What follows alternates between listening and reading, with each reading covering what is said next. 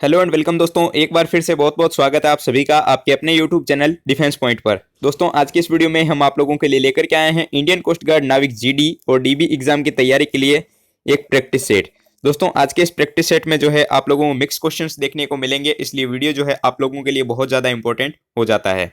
तो इससे पहले कि हम वीडियो शुरू करें, अगर आप लोगों ने अभी तक हमारे चैनल को सब्सक्राइब नहीं किया है तो उसको सब्सक्राइब जरूर से कर लें और बेल आइकन को प्रेस कर लें ताकि आप लोगों को हमारे द्वारा दिए जाने वाले सभी लेटेस्ट अपडेट्स मिलते रहें।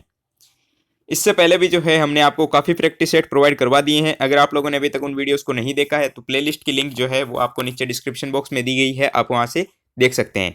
तो चलिए शुरू करते हैं आज का ये वीडियो बिना किसी देरी के। देखिए फर्स्ट क्वेश्चन दिया गया है कि मैग्नीशियम के रिबन के दहन होने पर किस प्रकृति का लौह उत्सर्जित होता है। तो देखिए क्वेश्चन को आप ध्यान से समझिए। इसमें कहा गया है कि मैग्नीशियम के रिबन को जो है दहन करने पर यानी कि जलाने पर जो है वो कौन से रंग की लौह उत्सर्जित होती है। तो देखिए मैग्नीशियम रिबन को दहन करने पर जो है वो श्वेत चमकदार लौह उत्सर्जित होती है। तो इस क्वेश्चन का राइट आंसर होगा option number C, white luminous या फिर श्वेत चमकदार। आइए देखते हैं अगला प्रश्न। तो अगला प्रश्न दिया गया है कि सिरके में कौन सा अम्ल पाया जाता है। काफी ज्यादा इंपॉर्टेंट क्वेश्चन है तो इसलिए ध्यान से देखिएगा। देखिए सिरका जो होता है जिसको इंग्लिश में विनेगर कहा जाता है, इसमें एसिटिक एसिड पाया जाता है। ठीक है, तो इस क्वेश्चन का राइट आंसर होगा option number D, acetic acid. अगला प्रश्न देखिए कि निम्न में कौन विजातीय यौगिक है। तो इनमें से आपको बताना है कि कौन सा जो है वो विजातीय यौगिक है। तो आपको ऑप्शन दिए गए हैं प्लास्टर ऑफ पेरिस, खड़िया, संगमरमर या फिर चूना पत्थर। ठीक है, तो देखिए प्लास्टर ऑफ पेरिस जो होता है वो एक विजातीय यौगिक होता है। ठीक है, तो इस क्वेश्चन का राइट आंसर होगा option number A, plaster of Paris. अगला प्रश्न देखिए कि नींबू के रस का पीएच मान लगभग कितना होता है। देखिए लेमन जो होता है नींबू, इसके रस का जो पीएच मान होता है वो लगभग 2.2 होता है। ठीक है, तो इस क्वेश्चन का राइट आंसर होगा ऑप्शन नंबर बी, 2.2। देखिए कि एल्यूमिना का विद्युत अपघटन करने पर एनोड पर कौन सी गैस जमा होती है। देखिए एल्यूमिना जो होता है इसका जब विद्युत अपघटन किया जाता है तो इसके एनोड के सिरे पर जो है वो ऑक्सीजन गैस जमा होती है। ठीक है, ऑक्सीजन O2। ठीक है, तो इस क्वेश्चन का राइट आंसर होगा option number D, oxygen gas. अगला प्रश्न दिया गया है कि कौन सी धातु है जो अधिक ताप पर भी ऑक्सीजन से क्रिया नहीं करती। तो आपको बताना है कि इनमें से कौन सी धातु जो है वो अधिक ताप देने पर भी ऑक्सीजन के साथ में क्रिया नहीं करती है। ठीक है, तो आपको ऑप्शन दिए गए हैं लोहा, सोना, पोटेशियम या फिर एल्यूमिनियम। तो देखिए सोना जो होता है जिसका प्रतीक होता है AU, ये जो है अधिक ताप पर भी जो है ऑक्सीजन से क्रिया नहीं करता। तो इस क्वेश्चन का राइट आंसर होगा ऑप्शन नंबर बी, गोल्ड या फिर सोना। अगला प्रश्न देखिए कि कौन सा धातु जल में डालने पर तैरने लगता है।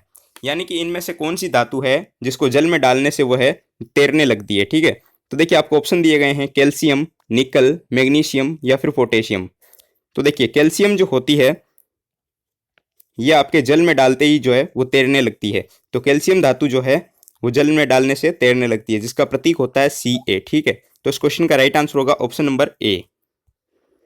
अगला प्रश्न देखिए कि इनमें से कौन सी अधातु चमकीली है। ठीक है, तो नीचे आपको ऑप्शन दिए गए हैं, इनमें देख के आपको बताना है कि इनमें से कौन सी अधातु है जो कि चमकीली है। ठीक है, तो ब्रोमीन जो है वो एक अधातु भी है और वो चमकीली होती है। ठीक है, तो इस क्वेश्चन का राइट आंसर हो जाएगा ऑप्शन नंबर डी, ब्रोमीन।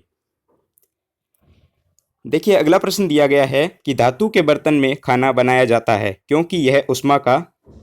तो देखिए हमारे घरों में जो बर्तन होते हैं हम यूज़ करते हैं खाना बनाने के लिए, वो धातु के होते हैं। ठीक है, उनको इसलिए धातु का बनाया जाता है क्योंकि ये जो उष्मा के हैं सुचालक होते हैं। ठीक है, तो इस क्वेश्चन का राइट आंसर होगा it's a conductor of energy. ठीक है, तो इस क्वेश्चन का राइट आंसर हो जाएगा उष्मा का सुचालक होने के कारण धातु के बर्तन में खाना बनाया जाता है।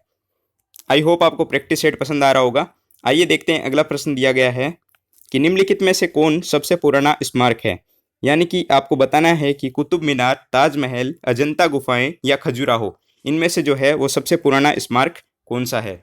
तो देखिए अजंता की जो गुफाएं हैं वो सबसे पुरानी स्मारक है। ठीक है, तो इस क्वेश्चन का राइट आंसर होगा अजंता केव्स या फिर अजंता एलोरा की गुफाएं। अगला प्रश्न देखिए कि मुगल साम्राज्य की नींव किस लड़ाई के बाद मानी जाती है। तो मोस्ट इंपोर्टेंट क्वेश्चन है आप लोगों के एग्जाम के लिए। तो देखिए मुगल साम्राज्य की नींव जो है वो भारत में पानीपत की जो प्रथम लड़ाई हुई थी उसके बाद से जो है वो मानी जाती है, और बाबर ने जो है वो भारत में मुगल साम्राज्य की नींव रखी थी। ठीक है, तो इस क्वेश्चन का राइट आंसर होगा ऑप्शन नंबर ए, पानीपत की प्रथम लड़ाई के बाद मुगल साम्राज्य की नींव भारत में पड़ी। अगला प्रश्न देखिए कि दिल्ली का लाल किला किसने बनवाया था। तो दिल्ली का जो रेड फोर्ट है, लाल किला, उसका निर्माण जो है वो शाहजहां के द्वारा करवाया गया था। तो इस क्वेश्चन का राइट आंसर होगा ऑप्शन नंबर सी, शाहजहां। अगला प्रश्न देखिए कि किस देश को यूरोप का मरीज कहा जाता है। बहुत ज़्यादा इंपॉर्टेंट क्वेश्चन है, तो ध्यान से देखिए। देखिए तुर्की जो है, इसको जो है यूरोप का मरीज कहा जाता है, ठीक है। तो इस क्वेश्चन का राइट आंसर हो जाएगा ऑप्शन नंबर डी, तुर्की देश को यूरोप का मरीज कहा जाता है। अगला प्रश्न देखिए जो कि रीजनिंग से है।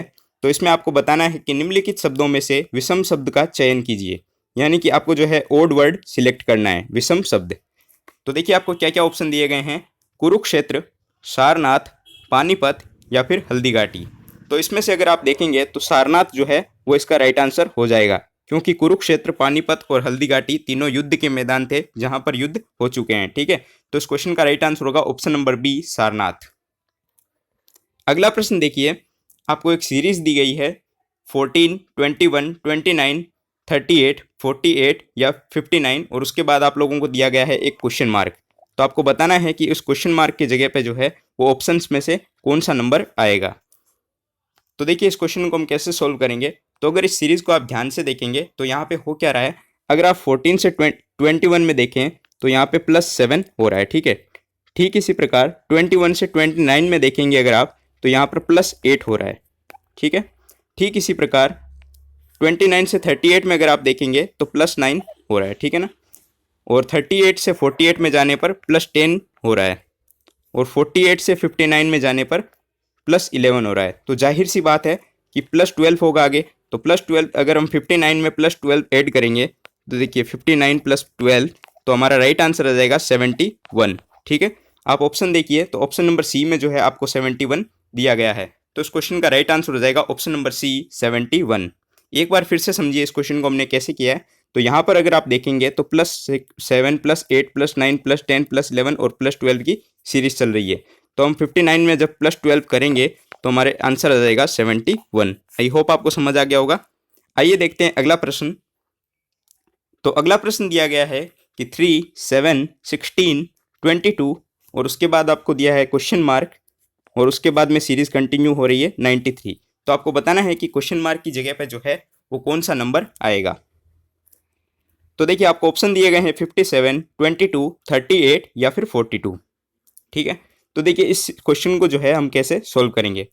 तो इस क्वेश्चन को अगर हम सोल्व करेंगे तो देखिए इस क्वेश्चन में सबसे पहले आपको दिया गया है 3, उसके बाद आ रहा है 7।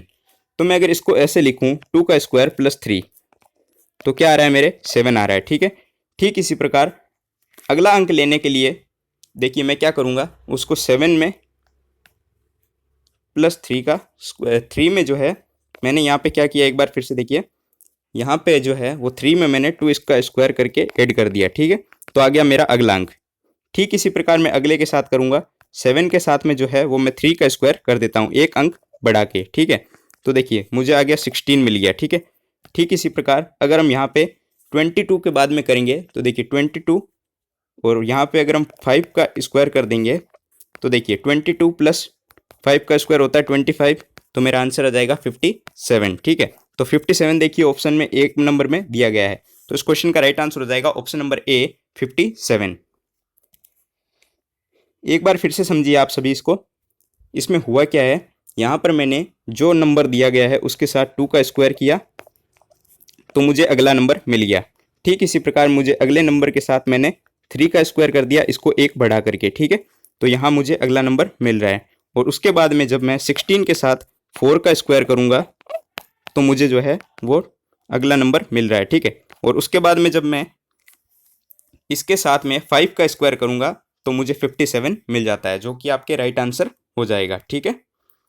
अगला प्रश्न देखिए कि दुख, चीख, तो प्रश्न का संबंध किससे होगा।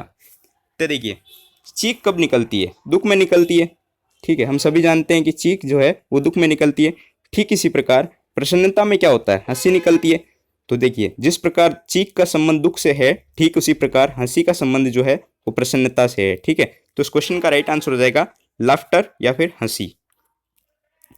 अगला प्रश्न देखिए कि the air was clean and fresh dash all the traffic. तो यहाँ पे जो है आपको सूटेबल वर्ड क्या होगा यहाँ पे वो आपको चूज करना है। तो आपको ऑप्शन दिए गए हैं because of, in spite of, according to और इवन थ्रू। ठीक है, यहाँ जो है अगर आप देखेंगे तो यहाँ पे आएगा इन स्पाइट ऑफ, तो क्या हो जाएगा sentence, the air was clean and fresh in spite of all the traffic. ठीक है, तो इसका राइट आंसर होगा option number B, in spite of. आइए देखते हैं अगला प्रश्न। तो अगला प्रश्न दिया गया है कि we dash allow to the work to continue beyond the end of the year. ठीक है, तो यहाँ पे आपको बताना है कि यहाँ पे जो है फिल इन द ब्लैंक के स्थान पर कौन सा यहाँ से वर्ड आएगा। ठीक है, तो देखिए we can not allow the work to continue beyond the end of the year, तो यहाँ पे राइट आंसर हो जाएगा option number C, can not. देखिए अगला प्रश्न दिया गया है कि find the wrongly spelled word. दोस्तों इस टाइप का क्वेश्चन जो है आप लोगों के लिए बहुत ज़्यादा इंपॉर्टेंट है, क्योंकि 100% आपके एग्जाम में ऐसा 1 से 2 क्वेश्चन आपको देखने को मिलेंगे। इसमें क्या है, आप लोगों को जो है वो गलत स्पेलिंग कौन सी लिखी गई है वो चूज करनी होती है, यानी कि रॉन्गली स्पेल्ड वर्ड। तो देखिए आपको ऑप्शन दिए गए हैं हॉरिबल, इफिशिएंट, इनसिग्निफिकेंट या फिर बैरन। ठीक है, तो इसमें अगर आप देखेंगे तो आपको इफिशिएंट की जो स्पेलिंग दी गई है वो रॉन्ग दी गई है। क्यों? क्योंकि इफिशिएंट की स्पेलिंग क्या होती है,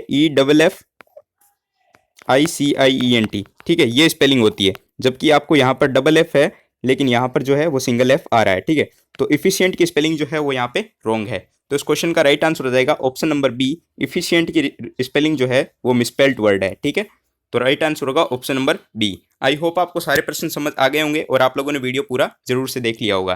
तो इस वीडियो को लाइक नहीं किया तो वीडियो को लाइक कर दीजिए, और चैनल को अभी तक सब्सक्राइब नहीं किया तो चैनल को सब्सक्राइब करना मत भूलना।